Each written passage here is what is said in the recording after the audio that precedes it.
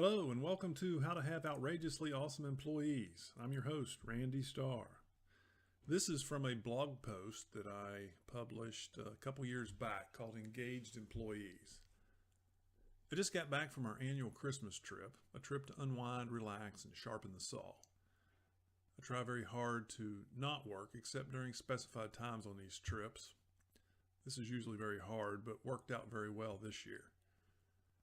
When you're away from home, you rely on so many different employees of so many different companies to make your trip a success. We were super fortunate this year, got service from 3 separate employees that were at the highest level of engagement. We also received service from some employees who were not engaged or barely engaged, more than likely actively disengaged. Funny how it's harder to remember the disengaged employees because the engaged employees leave such a lasting impression. We decided to eat dinner the first night at a really nice restaurant. After we were seated, we were greeted by Jeff. Jeff was a professional server. He was also engaged.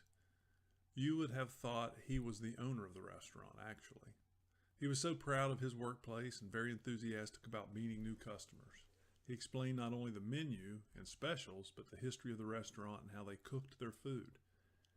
He did not miss a beat. All orders were correct, cooked correctly, and a drink never got below half full. It was a great start to a great getaway. It is difficult to find a restaurant on Christmas Eve that is open past noon other than fast food.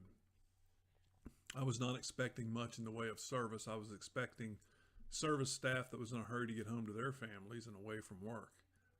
I was pleasantly surprised when Amy came to our table. She was on point from suggestions in the beginning to the meal to the goodbye at the end. She was very happy to be at work and it showed. Smile on her face the entire time and not one mistake was made. She made what I thought would be a normal dinner into a great experience. We visited the water park the next day, and we encountered many different lifeguards at the water park. David was the shining star of the entire complex. He made the wait in line to ride a slide more than worth it.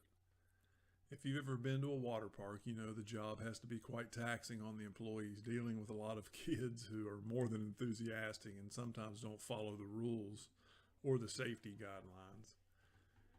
David made it a point to talk to every one of his guests before they got on the slide. He had fun with the young kids as well as the adults. He was having a great time. I later saw David doing some of the other tasks, picking up towels, stocking the towels on the shelves for everyone. He had a smile on his face and was still talking to every guest he passed.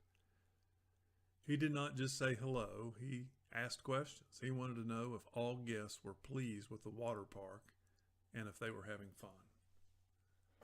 When I checked into the hotel, the front desk employee was too busy dealing with someone on the phone to even look up at me, although he did lower the phone to say, "Hope you have a good stay." OMG. I was really feeling poorly about my choice in hotels. The housekeeping staff that I did encounter were somewhat indifferent. They smiled as you walked past, but never engaged a guest with conversation. The room was not the cleanest I have experienced either. I remember a couple of the other servers that were acceptable, but can't remember their names. Engaged employees make everything better, from your meal to your fun. Happy New Year. Thanks for joining me once again on How to Have Outrageously Awesome Employees. Again, I'm your host, Randy Starr. Join me again soon. Thanks. Bye for now.